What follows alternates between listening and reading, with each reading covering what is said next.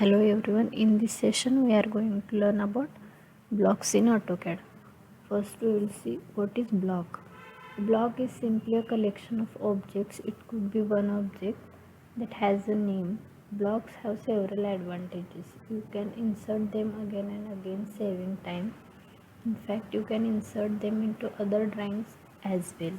A block uses less electronic space than individual objects, so your drawing file is smaller. By updating a block's definition, you can update all the blocks in the drawing.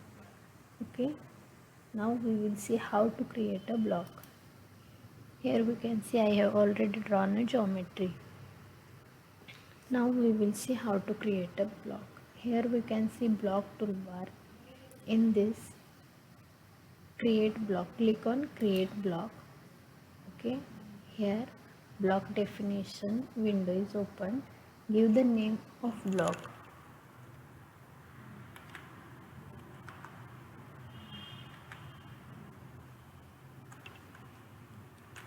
Block 1. Okay, click on pick point and here click a point. Okay, block unit set as millimeter because we are working in millimeters. Here select object, click here and select object, press enter, convert to block and here scale uniformly and allow exploding. Tick here, click OK. Here we can see a block is created. From here we can insert this block where you want. It can be inserted number of times.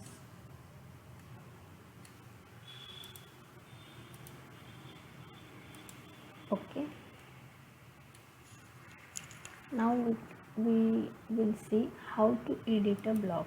Click here edit, select a block and OK.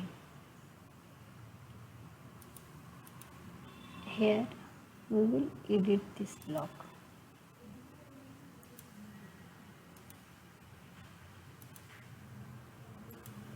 Okay, our inner part we have trimmed. Now close block editor and save the changes to block 1. Here we can see all the blocks are automatically edited. Okay.